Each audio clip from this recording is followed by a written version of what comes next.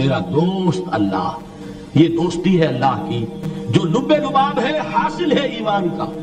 اسی کا نام ولایت ہے. اولیاء اللہ کے سروں پر سینگ نہیں ہوتے. جس کے دل میں ایمان راسخ ہو چکا ہو وہی اللہ کا ولی ہے.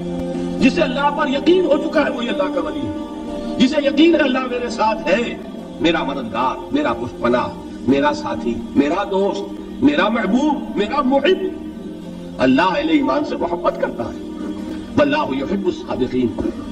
ان اللہ یحب الذین یقاتلون فی سبیلہ صفا کانہم بنیان مرصوص.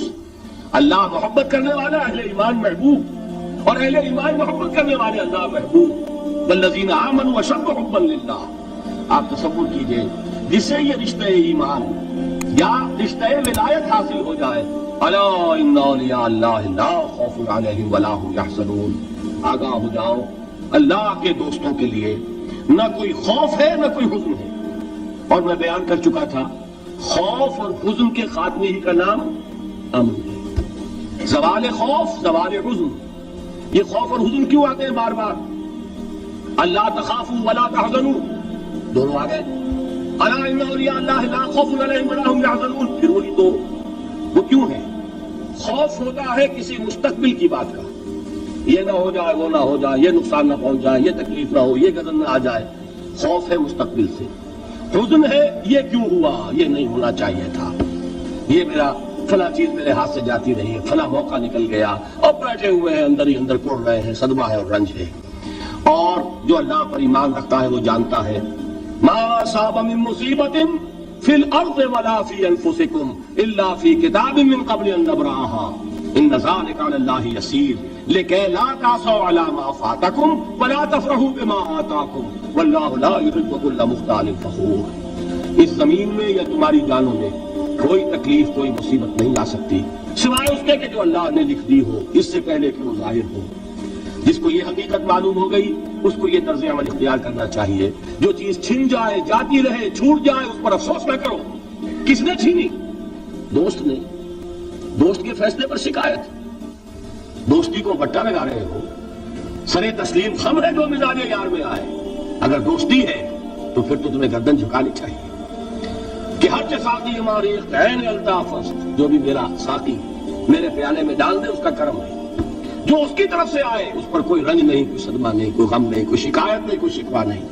اور جو ہوگا وہ اس کے اذن کے بغیر نہیں ہوگا، اور اس کا اذن ہوگا تو یقیناً میرے لیے خیر ہی خیر ہے. چاہے وہ ناگوار شے ہو، بظاہر مجھے اچھی نہ لگ رہی ہو، میری شارٹ سائٹڈنس میں مجھے وہ نظر آ رہی ہے کہ میرے لیے بری ہے، لیکن قرآن نے کہا ہے عسیٰ ان تکرہوا شیئا وہو خیر لکم وعسیٰ ان تحبوا شیئا وہو شر لکم واللہ یعلم وانتم لا تعلمون.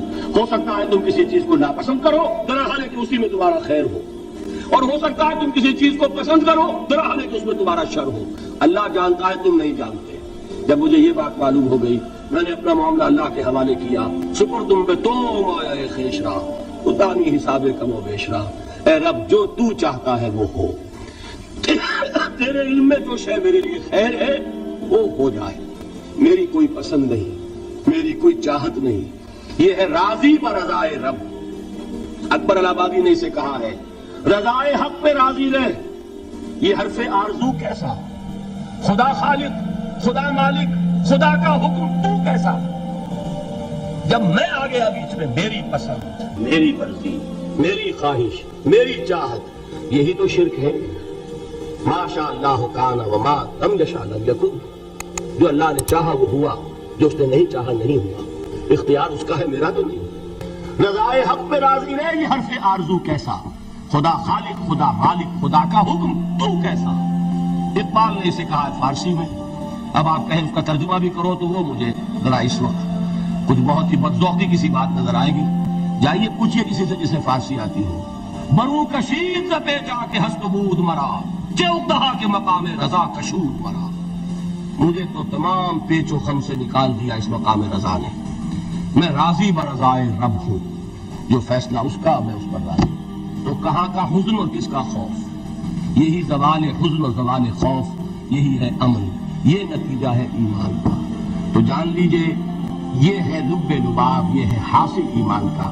یہ ہے تو ایمان ہے، یہ نہیں ہے تو ایمان نہیں.